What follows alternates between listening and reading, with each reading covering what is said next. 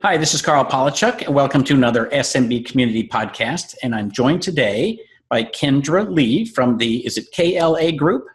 That's correct. What's the A, Associates? Actually, it was Knowledge, Learning, and Achievement because we started as training and consulting. So it's a play on the initials. What do you think of that? Nice, because I assumed it was Kendra Lee and Associates or something. You know, people always assume that, and at one time we had an Amanda and a Liz working for us, and then they thought it was Kendra, Liz, and Amanda. And it's like, nope, it's Knowledge, Learning, and Achievement. Nice. Very good. So I'm going to give a site I think everybody should take a look at, and then we'll have you do the same, and then we'll get into the content. I wrote a blog post recently on the ideal org chart for your small business. And as you can imagine, there isn't one. So what I did is I talked about how, you're going to have one org chart when your business starts, and then it's going to grow and grow and grow, and it's going to evolve a little bit. But having the org chart allows you to start by putting your name in all the little slots. And then as you reorganize, say, oh, okay, I'm going to peel off a piece of this, and now somebody else's name goes into administrative assistant, office manager, service manager, so forth. And so sometimes it helps to reorganize and actually, redo that chart from time to time and see what's where, because everything in that chart represents all of the personalities that you have as the business owner. It also will help you realize that, you can only manage so many people. So when you get to be a good sized company, like for me, I literally can't manage more than 7 people. So for me, my org chart is going to look different than somebody who thinks that they can effectively manage 10 people. So anyway, take a look at that. I'm going to put a post to it down below so you can link straight to it. And how about you, Kendra? What kind of a website would you like to send us to today? Well, I'm going to send you to our blog where I do a lot of writing as well. I wrote down what you said about your blog post because I think that's very interesting, the approach that you use. I love that, where you fill out the whole org chart, your name is in it. And then when you know you need something new, you don't have to sit there and say, what is it that I need? You can just go pull off a section and say, okay, now I need a marketing coordinator. I don't want to do that anymore. Exactly. So I would send you to our blog because when you're ready to pull off the sales section or the marketing coordinator or marketing manager, we've got a lot of different content that we write about that. Right now, I'm writing specifically around prospecting and how you can get more new opportunities in your pipeline.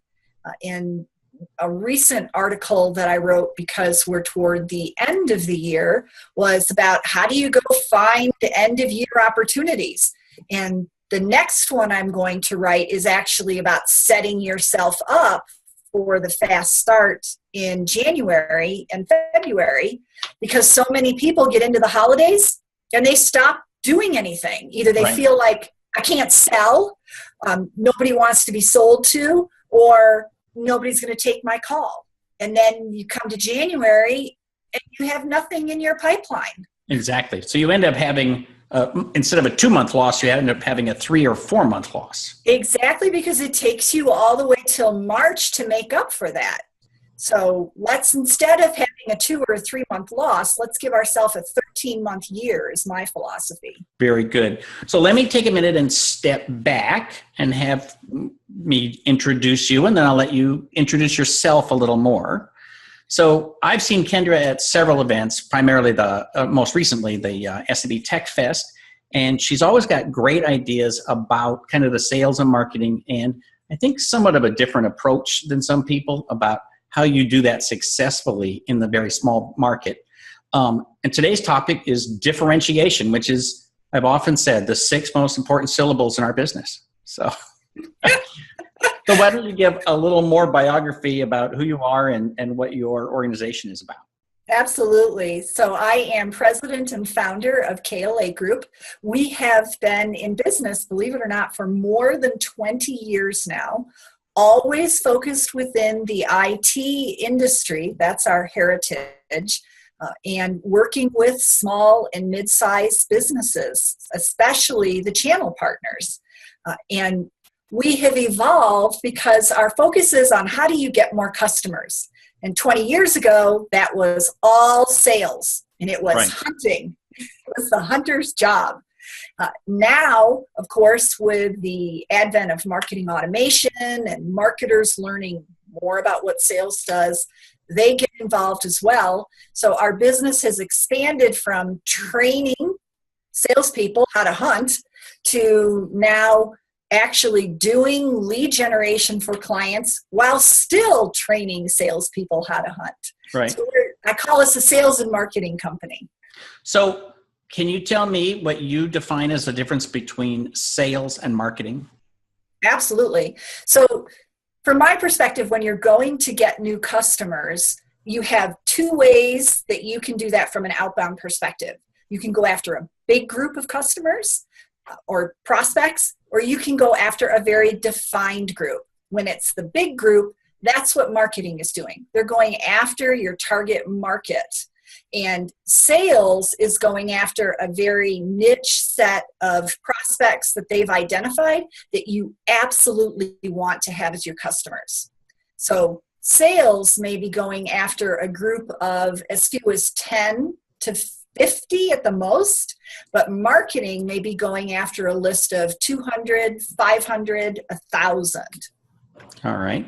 So, and do you recommend that people hire a salesperson when they're small, or do you recommend that they mostly do it themselves and try to get the inbound leads and so forth? I recommend that at a certain point, you absolutely have to hire a salesperson if you truly want to grow your business. You can only go so far on referrals and word of mouth, and frankly, your own networking time as the business owner. You reach a point where you actually peak in your sales because you just don't have time to go after any more opportunities. Right. When you reach that point, you have to hire. Okay.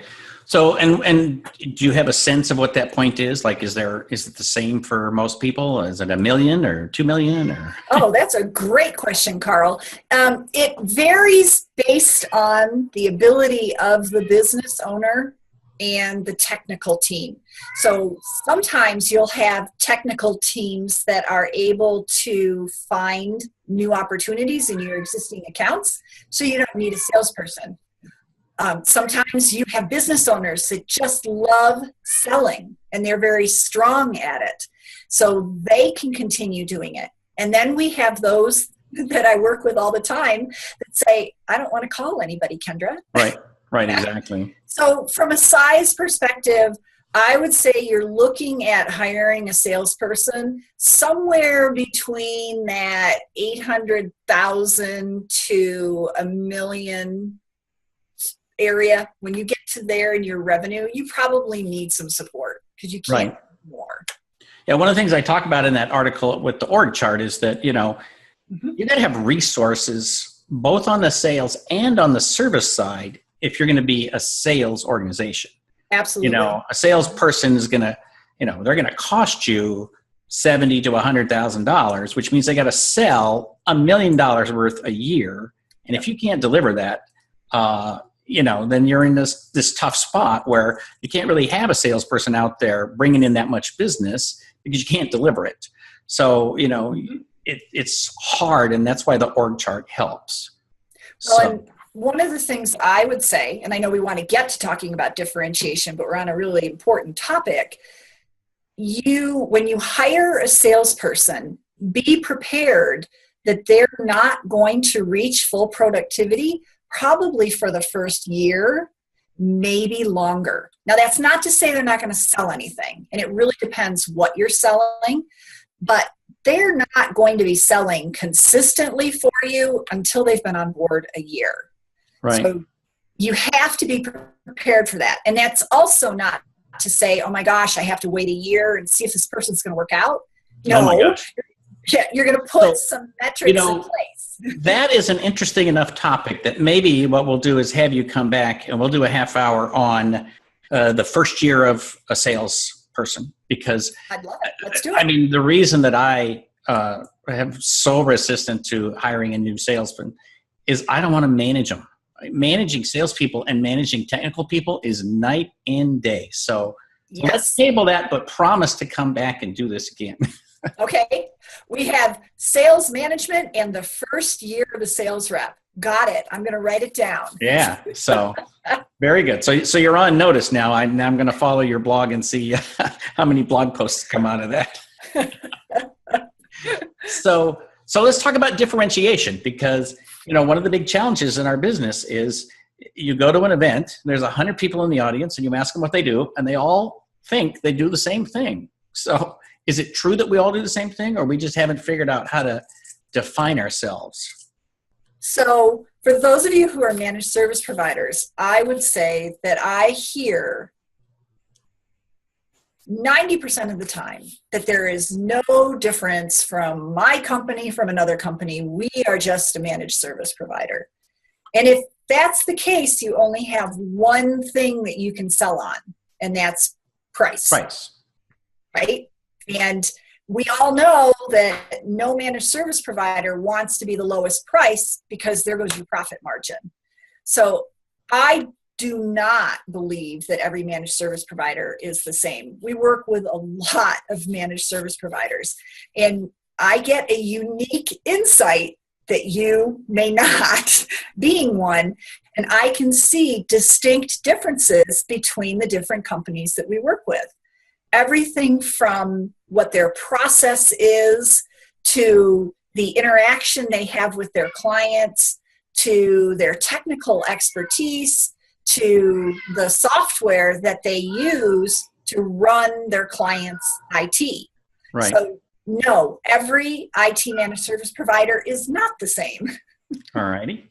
So is it the case that the IT providers don't know how to define it, or they don't even see the difference? Like somebody has to show from the outside, here's the mirror, here's how you're different from somebody else. They really don't know how they're different. And case in point, we have one client that we're working with right now. It's a managed service provider.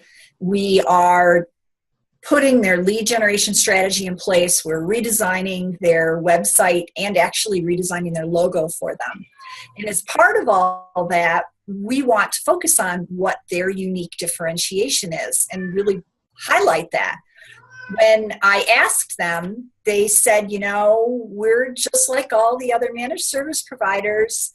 We provide the same kind of service. I think we provide really great service, and that's our differentiation. Right. So it's very common that they don't know what it is. I think often they can't see it. Again, because we work with so many managed service providers, we have this unique opportunity to see what's different about them.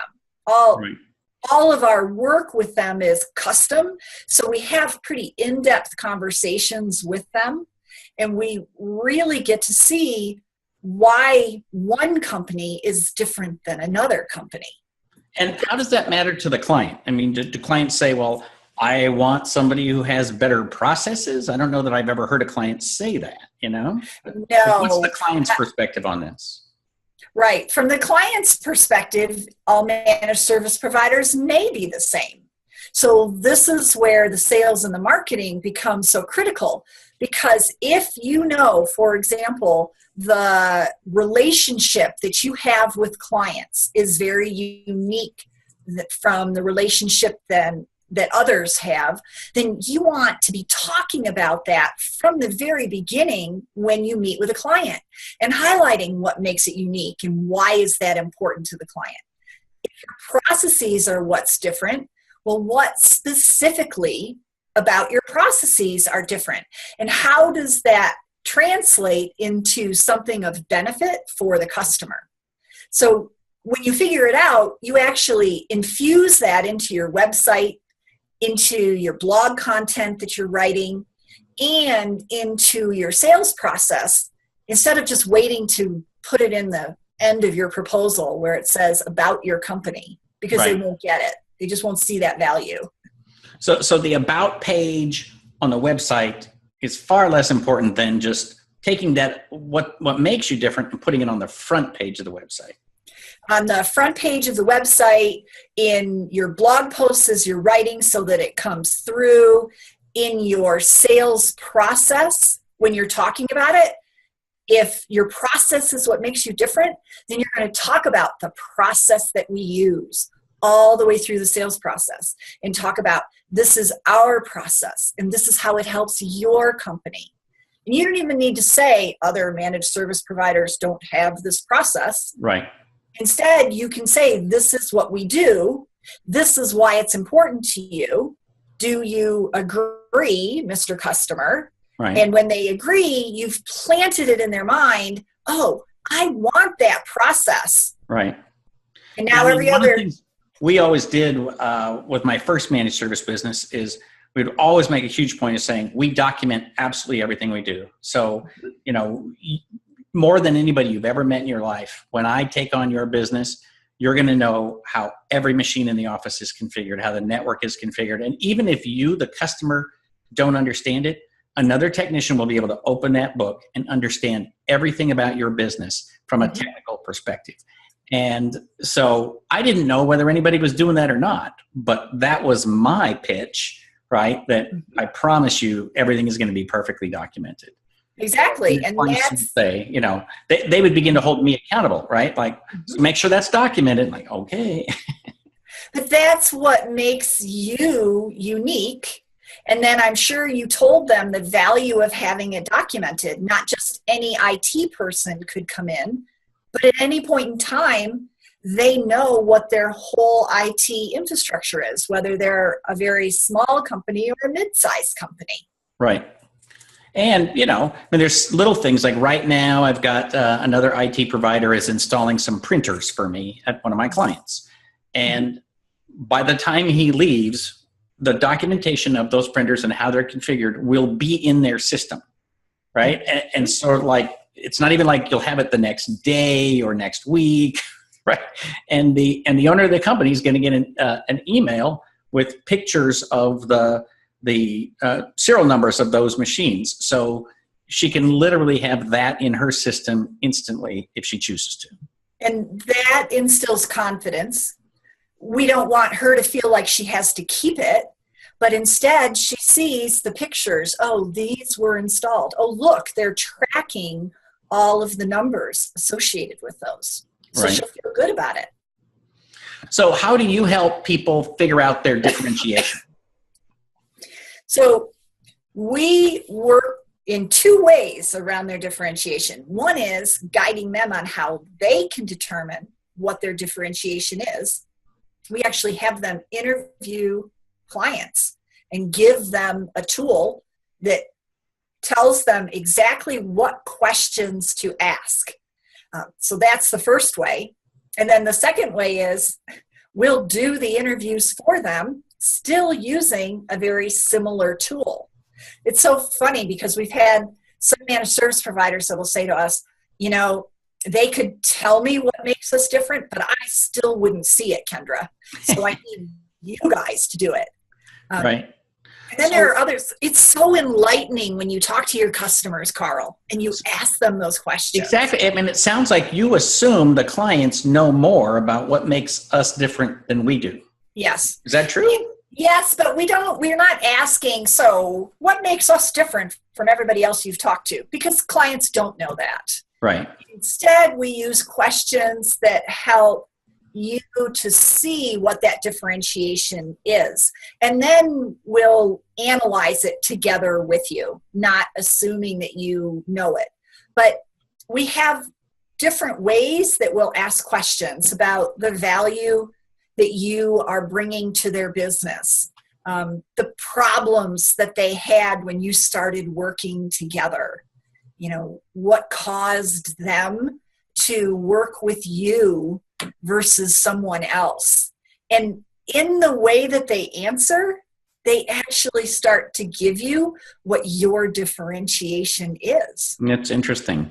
It's interesting. I always think sometimes that we sell based on some scheme we came up with, right? We say, oh, we're Microsoft certified, we're the best Microsoft partner in the world. And so we go out and we sell based on that, and people hear us and some of them sign with us. And so we assume that they signed because we're Microsoft partners. Right. When in fact, that may have had nothing to do with it. And in fact, some other things stood out in that presentation. But all this time we're like, oh, well, we should keep pushing that Microsoft thing because it's really working for us. Mm-hmm.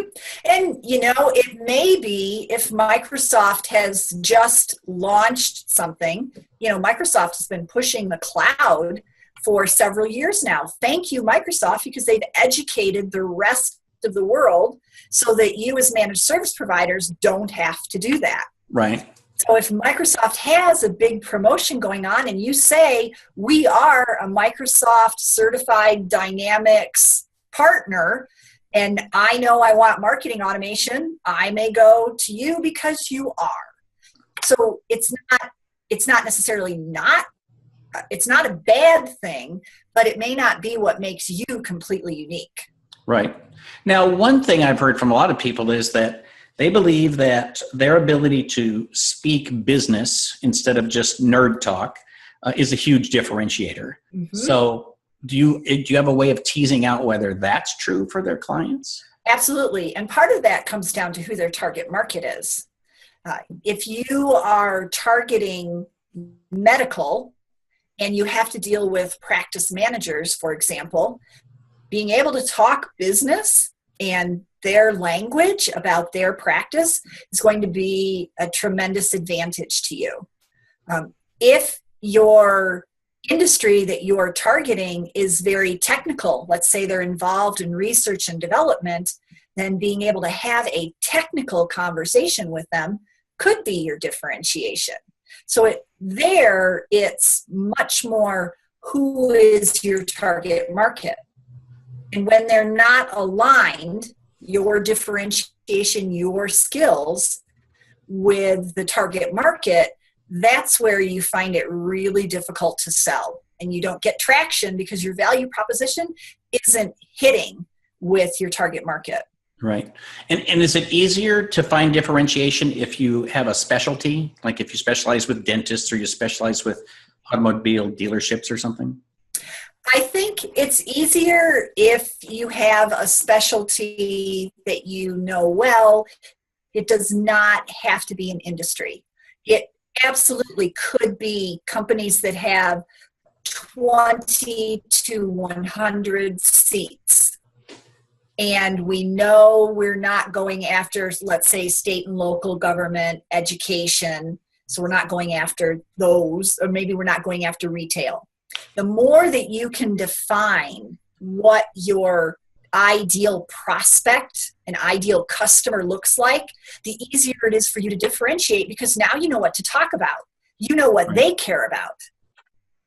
That's true. So how much of this is related to the owner versus the company as a whole? Like, are you focused on why they like me or why they like my entire organization? That's a great question because with managed service providers, especially if you are small, it's all about the owner. And if the owner is still very involved in the service or in some aspect of making technical recommendations, maybe playing that CIO role, when we do the differentiation exercise, they may say, oh, we really love you, Tony. We signed because of you, Tony. You are so great, and Tony's the owner. As you get bigger and you have a service manager and you've got technicians, we may still hear, oh, we love Tom and we love Sally. But what's interesting is as you talk to different customers, it's just who that technician is that's assigned to their account that they love. And now it's about the company, not just the owner.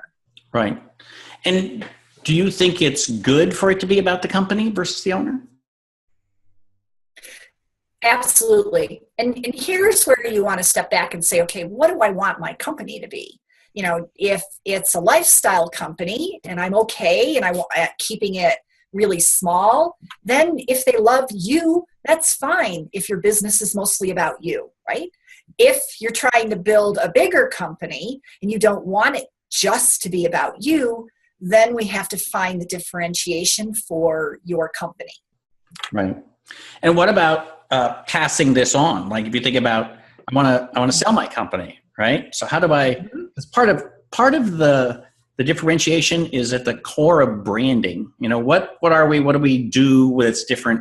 How does that represent the way that we deliver services? How do you sell that, right? How do you say, oh, okay, but now somebody else is going to buy the company and it's all going to be different.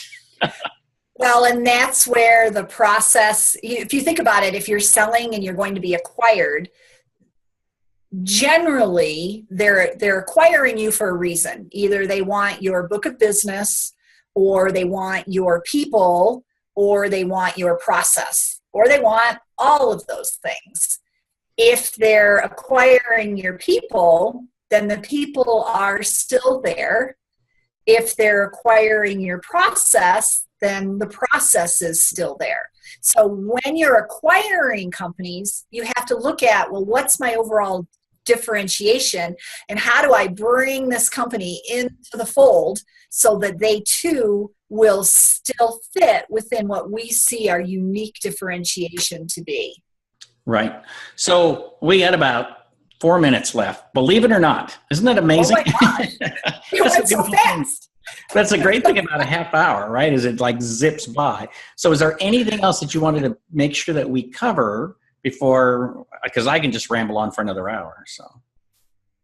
Absolutely. So with your differentiation, you first want to figure out what it is.